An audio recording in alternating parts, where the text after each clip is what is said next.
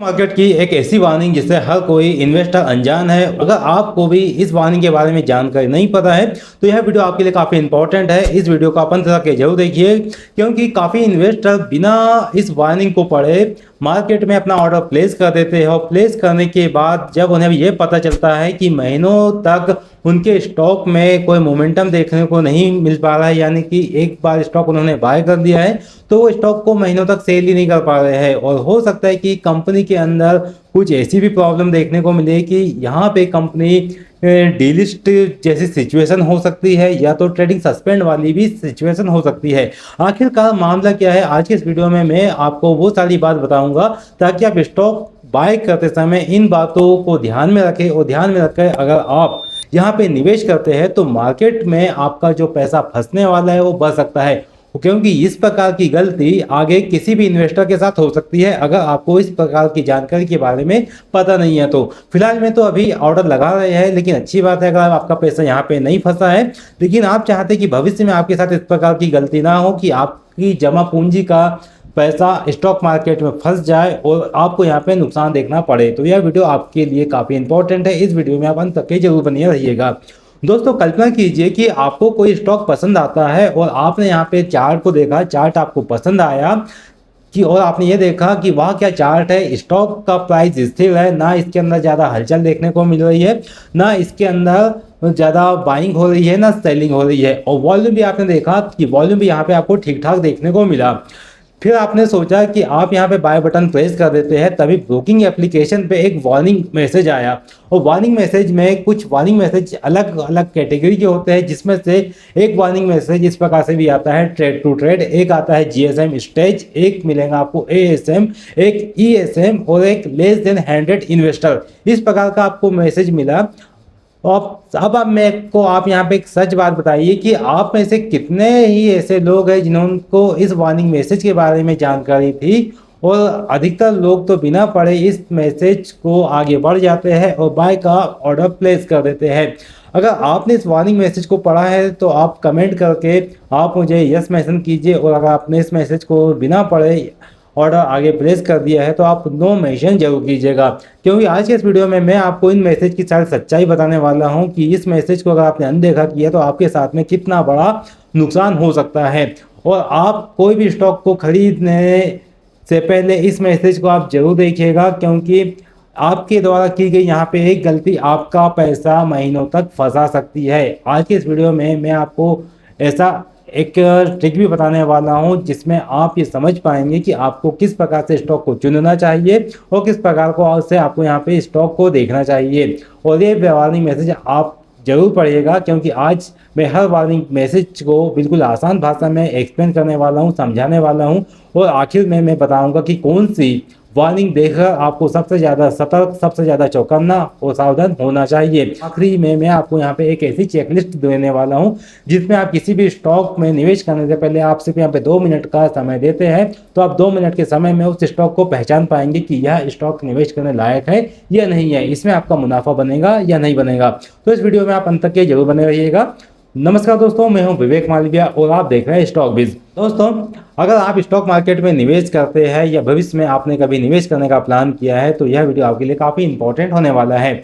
मान लीजिए हमारे एक दोस्त है, मैं आपको एग्जांपल के माध्यम से एक्सप्लेन कर रहा हूं, जिनका नाम राहुल है, और राहुल ने सोचा और देखा कि एक स्टॉक तो उनको पसंद आ गया। उन्होंने क्या देखा कि स्टॉक का चार्ट काफ़ी अच्छा है और यहाँ पे स्टॉक अच्छा दिखाई दे रहा है। उन्होंने सोचा कि इसमें रिस्क ही क्या है, चलो बाय बटन प्रेस कर देते हैं। और जैसे ही उन्होंने बाय बटन प्रेस किया तो ब्रोकर एप्लीकेशन पे एक वार्निंग मैसेज आई।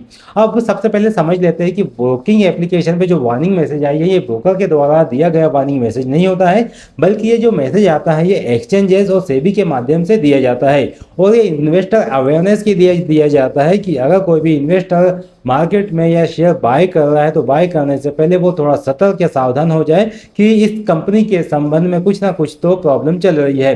फिर आपको यहाँ पे थोड़ा अलर्ट हो जाना चाहिए। तो यहाँ पे मैं आपको बताता हूँ कि कौन कौन सी वार्निंग्स आती है और कौन सी वार्निंग में आपको किस प्रकार से सचेत सावधान रहना चाहिए। सबसे पहला वार्निंग मैसेज आता है ट्रेड टू ट्रेड।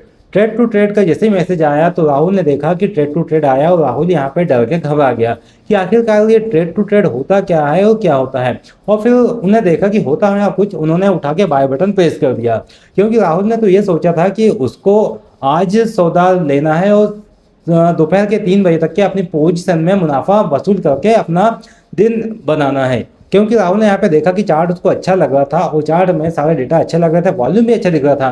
फिर राहुल ने कुछ नहीं देखा नहीं और उठा के बाय बटन प्रेस कर दिया, वार्निंग को अवॉइड किया। लेकिन ट्रेड टू ट्रेड का मतलब क्या होता है वो मैं आपको बताता हूँ। ट्रेड टू ट्रेड मतलब होता है कि अगर आप किसी भी स्टॉक को बाय कर रहे हैं तो जब तक कि आपको यहाँ पर डिलीवरी नहीं मिल जाएंगी तब तक कि आप उस स्टॉक को बेच नहीं पाओगे, यानी कि सेल नहीं कर पाओगे। कहने का मतलब ये है कि अगर आप इंट्राडे ट्रेडिंग कर रहे हैं तो आप ट्रेड टू ट्रेड स्टॉक में इंट्राडे ट्रेडिंग नहीं कर सकते हैं जब तक कि आपको डिलीवरी कंफर्म नहीं होगी, तब तक कि आप इस स्टॉक को बेच नहीं पाओगे। यानी कि अगर आपने स्टॉक को आज बाय किया है तो आप स्टॉक को कल भी नहीं बेच सकते, क्योंकि T+1 का अभी ट्रेडिंग साइकिल चल रहा है, तो कल भी नहीं बेच पाओगे, तो आपको परसों के दिन उस स्टॉक को बेचना पड़ेगा। अब अगर मान लो कि फ्राइडे के दिन इस स्टॉक को बाय करके रखा है तो फ्राइडे में आता है, सैटरडे भी आता है, संडे भी आता है और इसके बाद मंडे भी आता है, तो मंडे भी आप स्टॉक को बेच नहीं पाओगे। आपको स्टॉक जो बेचना है वो ट्यूसडे के दिन ही बेच पाओगे। अब एक बात ये भी हुई कि राहुल ने स्टॉक देख लिया। अब इंट्राडे जैसा उन्होंने प्लान किया था उसी प्रकार से स्टॉक ने मोमेंटम दिया। राहुल ने 100 रुपये पे स्टॉक को बाय किया था और उसका टारगेट लगभग 105 रुपये का था। स्टॉक 105 107 तक के भी पहुंच गया। फिर देखा कि स्टॉक का भाव नीचे गिरने लग गया और वापिस से स्टॉक का भाव नीचे आ गया। अब अगले दिन देखा तो अगले दिन भी राहुल स्टॉक को बेच नहीं पा रहा था, क्योंकि उसकी डिलीवरी कंफर्म नहीं हुई। अब जब उसने बेचा तो हो सकता है कि उसका शेयर प्राइस जो उसे इंट्राडे का चार्ट के बेसिस पे बाय किया था और बाद में वो स्टॉक का भाव नीचे आ गया। कहने का मतलब यह है कि अगर आप ट्रेड टू ट्रेड स्टॉक में प्ले कर रहे हैं तो सबसे पहले आप देखिए कि ये स्टॉक कहीं ट्रेड टू ट्रेड तो नहीं है। मतलब कि अगर आपने इंट्राडे लेके सौदा लिया है तो आप ये देखिए कि T2T कैटेगरी का ये शेयर तो नहीं है। अगर T2T की कैटेगरी का है तो आप इसको अवॉइड कीजिए और इस वार्निंग को आप ध्यान में रखिए और इस प्रकार से आप यहाँ पे अवॉइड कीजिए शेयर को, क्योंकि यहाँ पे लिक्विडिटी का भी थोड़ा कंसर्न होता है, तो इस प्रकार के स्टॉक को आप थोड़ा अवॉइड कर सकते हैं। तो ऐसे में आपको यहाँ पे नुकसान नहीं होगा और आप यहाँ पे नुकसान से बच जाओगे। तो ये पहला वार्निंग मैसेज था ट्रेड टू ट्रेड, यानी कि आप इसके अंदर तभी ट्रेड ले जब आपको लगता है कि आप इसको डिलीवरी मिलने के बाद ही बेच पाओगे, तो आप यहाँ पे ट्रेड ले सकते हैं। अब दूसरी वार्निंग आती है ASM की बात हम आगे करते हैं। तो अब राहुल ने एक दूसरे स्टॉक पे आगे बढ़ा तो स्टॉक का ऑर्डर जब प्लेस किया तो वहाँ पे एक वार्निंग मैसेज देखने को मिला जिसका नाम था ASM। अब ASM का मतलब क्या होता है, अब ये तो समझ में नहीं आया तो मैं बता देता हूँ। ASM मतलब होता है एडिशनल सर्विलांस मेश्योर। अब एडिशनल सर्विलांस मेश्योर नाम थोड़ा कठिन तो लगता है, लेकिन जितना कठिन नाम है इसका मतलब उतना ही आसान है। इसका अर्थ यह होता है कि एक्सचेंज ने इस स्टॉक पर विशेष निगरानी रखी हुई है। क्यों? क्योंकि एक्सचेंज को ऐसा लगा यहाँ पे कि इस स्टॉक में कुछ असामान्य गतिविधियाँ हो रही है। बिना किसी बड़ी खबर के कारण स्टॉक में प्राइस के अंदर कुछ अपसाइड का मोमेंटम देखने को मिल रहा है तो कुछ डाउनसाइड का मोमेंटम देखने को मिल रहा है। हो सकता है कि स्टॉक के अंदर कोई न्यूज़ भी नहीं आई है, कोई क्वार्टरली नंबर भी अनाउंसमेंट नहीं किया है और स्टॉक ने 3 से 4 दिनों के अंदर ही 20% से लेकर 40% तक का रिटर्न दे दिया। जब इस प्रकार का एक अनएक्सपेक्टेड रिटर्न देखने को मिलता है तब एक्सचेंज इसके ऊपर पैनी नज़र रखता है और ऐसा लगता है कि इसके अंदर कुछ ना कुछ असामान्य गतिविधियाँ पाई गई है, और तब यहाँ पे जो वार्निंग मैसेज आता है वो आता है ASM। तो ये तो आप समझ गए होंगे कि ASM वार्निंग मैसेज क्या होता है, किस प्रकार से आता है, किस लिए आता है। तो यहाँ पे आप भी ये समझिए कि एक्सचेंज क्या कह रहा है। एक्सचेंज ये कहता है कि इन्वेस्टर यहाँ पे थोड़ा सावधान रहिए, क्योंकि स्टॉक के अंदर जो अचानक सडनली मूव आया है 20-40% का, तो हो सकता है जिस स्पीड से स्टॉक ऊपर गया है उतनी सी स्पीड से स्टॉक के अंदर प्रॉफिट बुकिंग भी आ सकती है। तो यहाँ पे फोमो में बाय करने से बचना चाहिए और प्रॉपर सपोर्ट और रेजिस्टेंस लेवल को देखते हुए एंट्री प्लान करना चाहिए। अब इसके बाद एक अगली वार्निंग है जिसका नाम है GSM वार्निंग। यहाँ पे सबसे इम्पोर्टेंट वार्निंग है जिसको मैं आपको यहाँ पे बताने वाला हूँ। अब राहुल ने एक अगले स्टॉक में ऑर्डर लगाया और ऑर्डर लगाने के बाद उसको एक नई वार्निंग मैसेज आई। जब उसने ऑर्डर प्रोसीड किया तब जो वार्निंग है जिसका नाम था GSM का मतलब यह होता है graded surveillance measure. Graded surveillance measure warning तब आती है जब एक्सचेंज के लोगों को ऐसा लगता है कि यहाँ पे मामला थोड़ा गंभीर हो जाता है, जब इस प्रकार की वार्निंग आती है। अब GSM वार्निंग के अंदर 4 स्टेज होती है और ये 4 स्टेज आपको समझना काफ़ी इंपॉर्टेंट है। जब यहाँ पे पहली स्टेज आती है यानी कि जीएसएम स्टेज 1, तब इसका मतलब यह होता है एक्सचेंज ने इस स्टॉक को निगरानी में रखा है, यानी कि स्टॉक इस स्टॉक के ऊपर निगरानी कर रहा है। अब यहाँ पे जो दूसरी वार्निंग आती है जिसे कहते हैं जीएसएम स्टेज 2, इसका मतलब यह होता है कि यहाँ पे जो पहले एक्सचेंज वार्निंग में स्टॉक को रखा हुआ था, अब उसको लगता है कि यहाँ पे रिस्क थोड़ा बढ़ गया है, कई मामलों में यहाँ पे अतिरिक्त मार्जिन देना पड़ सकता है। तो ये वार्निंग तब आती है जब एक्सचेंज को लगता है कि यहाँ पे थोड़ा रिस्क फैक्टर बढ़ रहा है, अब यहाँ पे इन्वेस्टर को थोड़ा मार्जिन यहाँ पे लग सकता है। अब अगले स्टेज के ऊपर हम बढ़ते हैं जो है जीएसएम स्टेज 3। जीएसएम स्टेज 3 तब आती है जब रिस्ट्रिक्शन की ओर यहाँ पे ट्रेडिंग बढ़ते हुए दिखाई देती है, यानी कि रिस्ट्रिक्शन यहाँ पे बढ़ता हुआ नजर आ सकता है और ऐसे में जो है वो ट्रेडिंग आसान नहीं रह जाती है। तो अब इस प्रकार की वार्निंग आती है जीएसएम नंबर 3 की वार्निंग। अब हम बढ़ते हैं जीएसएम नंबर 4 की वार्निंग, जो काफ़ी ज़्यादा इंपॉर्टेंट है। जीएसएम वार्निंग जो है वो सबसे सख्त स्टेज माना जाता है, जहाँ पे लिक्विडिटी कम हो जाती है, ट्रेडिंग रिस्ट्रिक्शंस बढ़ जाती है और बायर सेलर यहाँ पे कम मिलते हैं या बायर सेलर मिलने की संभावना जो है वो लगभग ना के बराबर हो जाती है। लेकिन एक बात आपको यहाँ पे हमेशा याद रखना चाहिए कि जीएसएम स्टेज 4 का मतलब ये नहीं होता है कि कंपनी डिलिस्ट होने वाली है, ऐसा बिल्कुल नहीं होता कि, और यहाँ पे सिर्फ इन्वेस्टर को यहाँ पे एक्स्ट्रा सावधानी बरतने की आवश्यकता होती है, उनको यहाँ पे पैनिक नहीं करना चाहिए कि यहाँ पे कुछ ना कुछ गलत होने वाला है। अब मैं आपको बता देता हूँ जीएसएम स्टेज 4 में क्या कंडीशन हो सकती है। सपोज आपने कोई स्टॉक बाय करके रखा है जो कि जीएसएम 4 स्टेज पे चल रहा है और इस प्रकार का वार्निंग मैसेज आ रहा है, तो जीएसएम 4 वार्निंग मैसेज के अंदर या तो ये हो सकता है कि इस स्टॉक के अंदर हफ्ते में यानी कि सप्ताह के अंदर एक दिन ट्रेडिंग होंगी, यानी कि मंडे ट्रेडिंग हो सकती है, ट्यूसडे हो सकती है, वेडनेसडे हो सकती है, किसी भी एक दिन ट्रेडिंग हो सकती है। और इसका जो टाइमिंग होता है ये नॉर्मल टाइमिंग से हट के यानी कि 9:30 बजे, 10:30 बजे, 11 बजे के आसपास इसका एक कोई टाइम रखा जाता है, उस समय ट्रेडिंग होती है। और यहाँ पे लिक्विडिटी का भी इशू आता है, ऐसा नहीं कि वो फुल डे ट्रेडिंग आपको होती हुई नजर आएंगी। यहाँ पे 1 या 2 स्टॉक के अंदर उस दिन ट्रेड होती है और बाकी दिन स्टॉक के अंदर फिर ट्रेडिंग वॉल्यूम ही नहीं रहता है। तो जीएसएम 4 में यहाँ पे कुछ ज़्यादा ही हमें सावधानी बरतना चाहिए जब इस प्रकार की वार्निंग मैसेज आता है।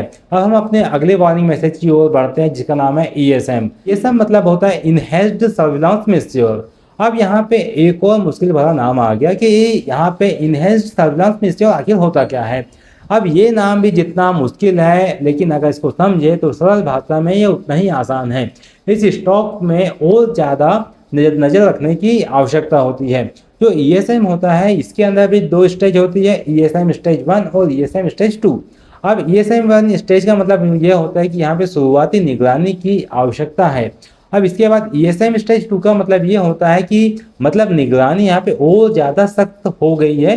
कुछ मामलों में ऐसे में ट्रेडिंग का तरीका भी बदल सकता है। इसलिए ईएसएम देखकर हमेशा कंपनी ईएसएम मैसेज आता है तब आपको यहाँ पे कंपनी का अनाउंसमेंट आपको जरूर पढ़ लेना चाहिए, क्योंकि कंपनी यहाँ पे अनाउंसमेंट करती है और उस समय विशेष बातें आपको अनाउंसमेंट के माध्यम से देखने को मिलती है। अगर आपको ईएसएम सेकंड का मैसेज आ रहा है तो आप मुझे उस कंपनी से रिलेटेड इन्फॉर्मेशन आप मुझे कमेंट में मेंशन कर सकते हैं। मैं आपके लिए उस कंपनी से संबंधित डेडिकेटेड वीडियो आपके लिए लेके आऊँगा ताकि आपकी समस्या का समाधान और निराकरण वहाँ पे हो सके। अब यहाँ पे एक अगली वार्निंग मैसेज आता है जिसका नाम है लेस देन 100 पान। अब लेस देन 100 पान वार्निंग क्या है, इसको समझने से पहले मैं आपको एक इंपॉर्टेंट अपडेट देना चाहूँगा। दोस्तों हमारा एक एप्लीकेशन है जिसका नाम है स्टॉकविज एप्लीकेशन। इस एप्लीकेशन पे हम हफ्ते की वॉच लिस्ट अपडेट करते हैं जिसका नाम है डीसीपी रिसर्च डैशबोर्ड। आप डीसीपी रिसर्च डैशबोर्ड पे जाके आप वीकली अपडेटेड वॉच लिस्ट को आप देख सकते हैं, ट्रैक कर सकते हैं। यह अपडेट आपको स्टॉकविज एप्लीकेशन पे देखने को मिलेगा। बैनर सेक्शन में जाइए, क्लिक कीजिए और आप इस हफ्ते की वीकली वॉच लिस्ट को आप जरूर देखिए और आप अपने ट्रेडिंग स्किल को, नॉलेज को आगे बढ़ाइए। यहाँ पे जो भी वॉच लिस्ट है वो टोटली एजुकेशन बेसिस पे है, तो आप वॉच लिस्ट को आप विजिट कर सकते हैं। विजिट करने के लिए आप स्टॉकविज एप्लीकेशन को डाउनलोड कीजिए और साथ ही टेलीग्राम की लिंक भी आपको डिस्क्रिप्शन में देखने को मिल जाएंगी। मार्केट की जो न्यूज़ें आती है, खबरें आती हैं, उससे जुड़ने के लिए आप हमारा टेलीग्राम चैनल को ज्वाइन कर सकते हैं। अब हम यहाँ पे अपने वीडियो को कंटिन्यू बढ़ते हैं, तो मैं आपको बता देता हूँ कि जो नेक्स्ट वार्निंग है जिसका नाम है लेस देन 100 पान। अब लेस देन 100 पान एक दिलचस्प वार्निंग है जो कभी कभार देखने को मिलती है। अब लेस देन 100 एक यूनिक वार्निंग है, इसका मतलब क्या है? इसका मतलब बहुत ही आसान है। इसका मतलब ये होता है कि लास्ट 30 डेज में, यानी कि पिछले 30 दिनों में 100 में से कम अलग अलग इन्वेस्टर ने इस स्टॉक के अंदर ट्रेडिंग की है। अब आप समझ सकते हैं कि किसी कंपनी के अंदर सिर्फ 100 इन्वेस्टर ही अलग अलग ट्रेडिंग कर रहे हैं, मतलब कि कुछ ना कुछ तो इसके अंदर खिचड़ी पक रही है। अब अगर ऐसे इन्वेस्टर कम होंगे तो बायर कहाँ से आएगा, आप सोचिए। और बायर नहीं होगा तो बेचेंगे किसे? और सबसे बड़ा लिक्विडिटी रिस्क ऐसे में यहीं पे बढ़ते हुए नजर आता है। और इस प्रकार की वार्निंग अक्सर पेनी स्टॉक में या लो लिक्विड स्टॉक में, या जिन कंपनी का मार्केट कैप छोटा होता है उन कंपनी के स्टॉक में इस प्रकार की वार्निंग मैसेज आपको ज़्यादा देखने को मिलेंगी। तो कहने का मतलब यह है कि पेनी स्टॉक अगर आप बाय कर रहे हैं तो पेनी स्टॉक बाय करने से पहले आप कंपनी का बैकग्राउंड, बैलेंस शीट और कंपनी का स्ट्रक्चर, चार्ट, टेक्निकल एनालिसिस को पहले समझिए, सीखिए। उसके बाद ही आप यहाँ पे पेनी स्टॉक में निवेश करने का प्लान करें। अदरवाइज आप क्वालिटी वाले स्टॉक के साथ जाइए। क्वालिटी वाले स्टॉक में आपको जल्दी रिटर्न देखने को मिलेगा, क्योंकि अधिकांश लोग पेनी स्टॉक को इसलिए भी बाय करते हैं क्योंकि उनको लगता है कि रातों रात अमीर बन जाएंगे। लेकिन मैंने देखा है कि रातों रात अमीर तो नहीं बनते हैं, लेकिन उनका पैसा पेनी स्टॉक में इतना बुरा फंसता है कि वो सालों साल फंसा ही रहता है। फिर बाद में मल्टीबैगर बनना तो छोड़ो, उनका लगाया हुआ पैसा भी मार्केट प्राइस वहां तक के नहीं पहुंच पाता है। तो आप यहाँ पे समझ गए होंगे कि स्टॉक मार्केट में रिस्क क्या होता है, किस प्रकार से हमें रिस्क को आइडेंटिफाई करना चाहिए और किस प्रकार से सीखना समझना चाहिए। अब यहाँ पे एक अगली रिस्क की ओर आगे बढ़ते हैं, जिसका नाम है लिक्विडिटी। लिक्विडिटी नाम सुनने में काफ़ी मुश्किल लगता है, और ख़ास करके जो नए ट्रेडर्स है या बिगिनर्स है उनको लिक्विडिटी का थोड़ा कंसर्न होता है, थोड़ा इश्यू होता है। तो मैं आपको लिक्विडिटी के बारे में बता दूं। इसका मतलब बहुत ही आसान है और बहुत ही सरल है। इसका लिक्विडिटी का मतलब ये होता है कि आप आसानी से खरीद और बेच सकते हैं। अगर आपको बाय और सेलर इजीली मिल जा रहे हैं तो कहते हैं कि स्टॉक यहाँ पे ज़्यादा लिक्विड है, आप इस स्टॉक के अंदर अच्छी बाइंग और सेलिंग कर सकते हैं। लेकिन ऐसे स्टॉक जिसके अंदर लिक्विडिटी नहीं है, मतलब कि बाय और सेलर नहीं मिल रहे हैं, जैसे कि मैंने यहाँ पे एक स्टॉक बताया जिसका नाम है RSW। खरीदने वाला तो 190 पे खड़ा है, लेकिन बेचने वाला 195 पे खड़ा है, यानी कि यहाँ पे लिक्विडिटी का कंसर्न है। और साथ में आप यहाँ पे देख सकते हैं नीचे साइड में आपको देखने को भी मिलेगा कि यहाँ पे बिड क्वांटिटी के अंदर बायर सेलर का रेशियो भी थोड़ा कम देखने को मिल रहा है। अगर इस प्रकार के स्टॉक आपको देखने को मिलते हैं तो इस प्रकार के स्टॉक से थोड़ा डिस्टेंस भी आपको बनाना चाहिए, और इस प्रकार से इसके स्टॉक से तो आपको दूर ही रहना चाहिए, क्योंकि ऐसे स्टॉक में अगर आपने निवेश कर दिया तो हो सकता है कि आपका पैसा यहाँ पे फंस गया है। अब हम अगले रिस्क की ओर आगे बढ़ते हैं। ये मैसेज भी आपको आता है, लेकिन ऐसे मैसेज से काफ़ी लोग अनजान होते हैं, जिसका नाम है प्राइस बैंड, और यहाँ पे काफ़ी लोग फंसते हैं। अब किस प्रकार से फंसते हैं मैं आपको यहाँ पे बता देता हूँ।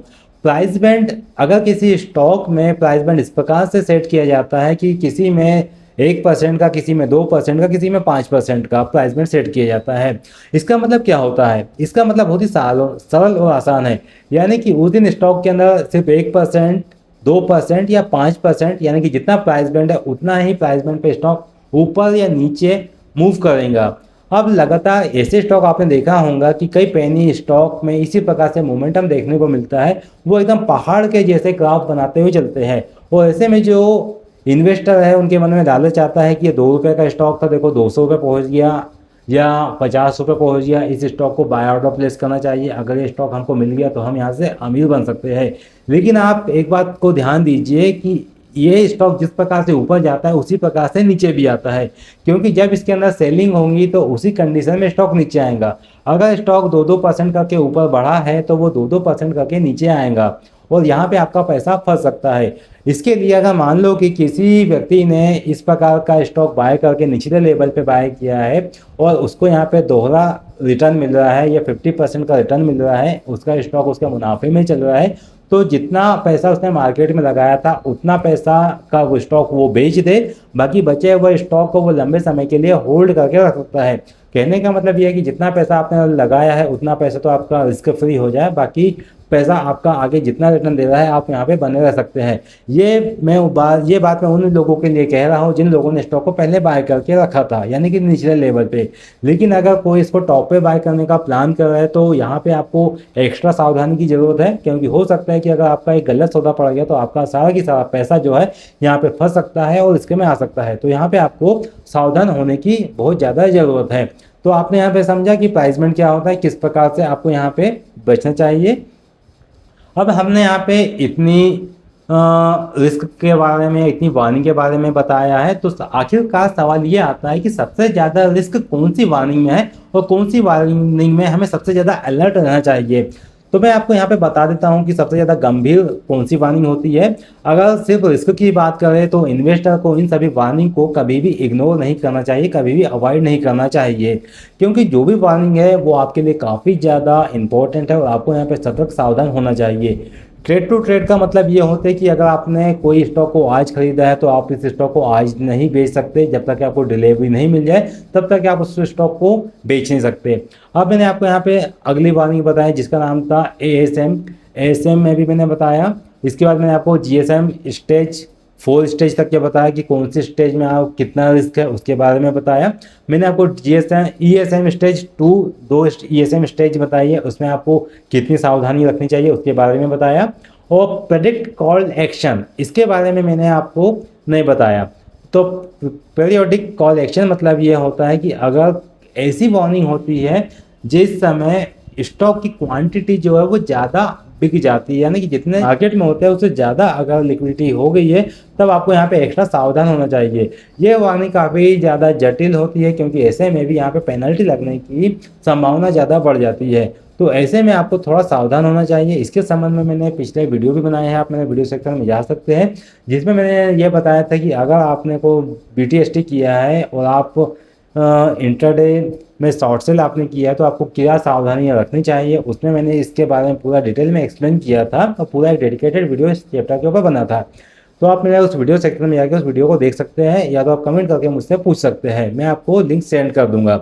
अब यहाँ पे एक अगली वार्निंग मैंने बताई थी जिसका नाम था लेस देन 100 इन्वेस्टर। कहने का मतलब ये है कि अगर कोई कंपनी के अंदर 30 दिनों के अंदर सिर्फ 100 लोगों ने अलग अलग लोगों ने ही ट्रेडिंग किया है तो इसमें आपको सावधान रहना चाहिए। और इस प्रकार का जो कंसर्न आता है वो पेनी स्टॉक यानी या पेनी मार्केट कैप वाली कंपनीज में ज़्यादा देखने को मिलता है। तो इस प्रकार की कंपनियों से आपको सतर्क सावधान रहना चाहिए, क्योंकि अगर आप ऐसी कंपनियों के अंदर निवेश या पैसा लगा देते हैं तो आपका पैसा फंसने की यहाँ पे संभावनाएं बहुत ज़्यादा बढ़ जाती है।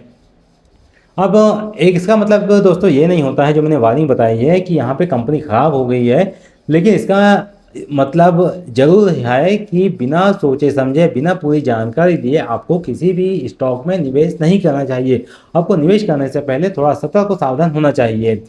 क्या ऐसे स्टॉक सस्पेंड हो सकते हैं? इन वार्निंग पे अब एक क्वेश्चन यहाँ पे बनता है और बहुत से लोग पूछते हैं क्या जीएसएम वार्निंग अगर आती है तो क्या कंपनी यहाँ पे बंद हो सकती है? तो इसका सीधा सीधा आंसर है कि अगर जीएसएम वार्निंग आती है तो यहाँ पे कंपनी बंद नहीं होंगी। अब एक दूसरा सवाल भी आता है क्या ईएसएम की वार्निंग अगर आती है तो क्या कंपनी यहाँ पे डिलिस्ट हो सकती है? तो इसका सीधा सीधा सवाल है का आंसर है कि ईएसएम वार्निंग के आने के बाद भी कंपनी यहाँ पे डिलिस्ट नहीं होती है।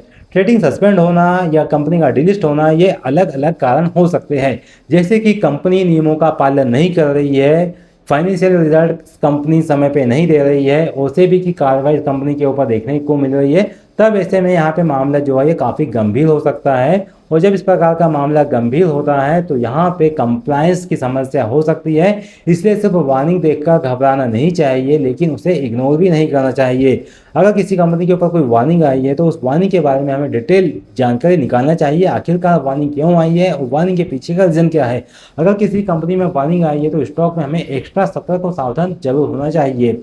अब मैंने आपको वीडियो के स्टार्टिंग में बताया था कि मैं आपको यहाँ पे कुछ चेकलिस्ट बताने वाला हूँ जिसमें आप 2 मिनट में स्टॉक को पता कर पाओगे कि कौन सा स्टॉक आपके लिए अच्छा है और कौन सा स्टॉक को आपको छोड़ना चाहिए।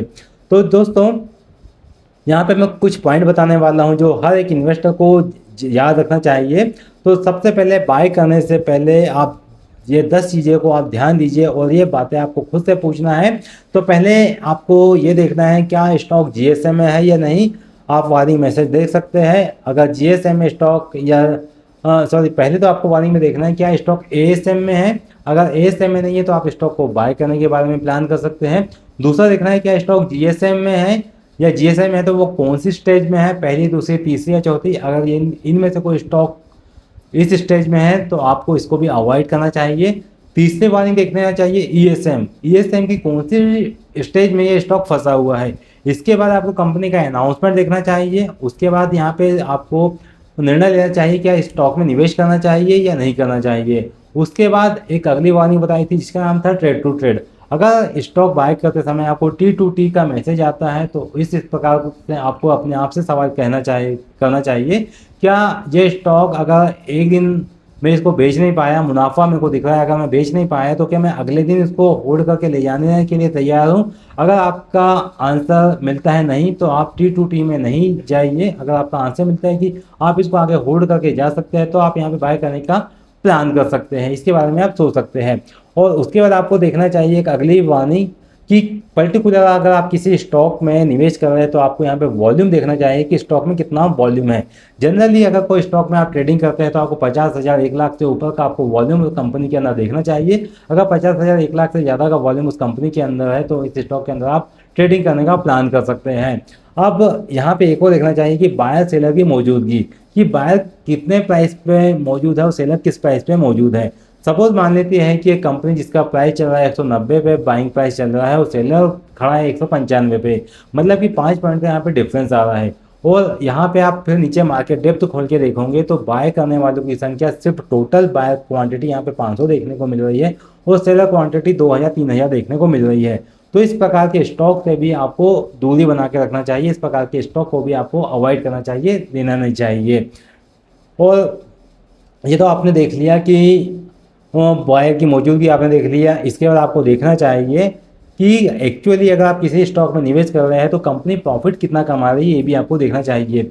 और उसके बाद ये देखना चाहिए कि एक्सचेंज पे कोई अनाउंसमेंट आया है या नहीं। अगर पर्टिकुलर कंपनी के संबंध में एक्सचेंज पे कोई अनाउंसमेंट आता है तो आप उसको जाके देखिए। उसके बाद आप ये भी देखिए कि इस कंपनी के अंदर प्रमोटर की होल्डिंग कितनी है। अगर प्रमोटर की होल्डिंग 50% से ज़्यादा की है तो उस कंपनी में आप निवेश करने के बारे में प्लान कर सकते हैं। लेकिन प्रमोटर की होल्डिंग 1% 2% की है और तो आप वहाँ पे निवेश करने से थोड़ा सतर्क हो जाइए। और अगर प्रमोटर ने अपनी होल्डिंग को प्लेज करके रखा है तो आपको यहाँ पे एक्स्ट्रा सावधान होने की ज़रूरत है, क्योंकि प्रमोटर ने किस केस में अपनी होल्डिंग को प्लेज किया है वो केस आपको निकालना चाहिए और वो देखना चाहिए। अगर प्रमोटर ने अपनी पोजीशन को प्लेज करके रखा है तो यहाँ पे एक मामला गंभीर हो सकता है। अगर कल बेचना पड़े तो आपको क्या करना है? अगर कल बेचने के लिए आप मार्केट में तैयार नहीं है तो आप इस प्रकार के स्टॉक को छोड़ दीजिए, आप ऐसे स्टॉक में निवेश ना करें। दोस्तों, अगर इन 10 सवालों के जवाब आपको मिल जाते हैं, आप इन 10 सवाल अपने खुद से पूछते हैं, उन सवालों के जवाब आपको मिल जाते हैं तो आप 90% रिटेल ट्रेडर से बेहतर डिसीजन यहाँ पे मार्केट में ले सकते हैं और यही डिसीजन आपको एक बेहतर और प्रोफेशनल ट्रेडर बनाता है। दोस्तों, स्टॉक मार्केट में पैसा कमाने से ज़्यादा ज़रूरी होता है कि पैसे गलत जगह में ना लगाए और पैसे गलत जगह में आपके नहीं फंसे, उसके लिए मैं आपके लिए ऐसे अवेयरनेस वाले वीडियो लेके आता हूं और आगे भी आपके लिए लाते रहूँगा। ब्रोकर ऐप की वार्निंग दोस्तों कोई फॉर्मेलिटी नहीं होती है, वो यहाँ आपके पैसों की सुरक्षा के लिए वार्निंग दी जाती है। इसलिए इस प्रकार की वार्निंग को आपको अवॉइड नहीं करना चाहिए। इसलिए अगली बार बाय बटन प्रेस करने से पहले ऊपर दिए गए 10 बातों को आप अपने आप से पूछिए और 2 मिनट इसके ऊपर आप विश्लेषण कीजिए।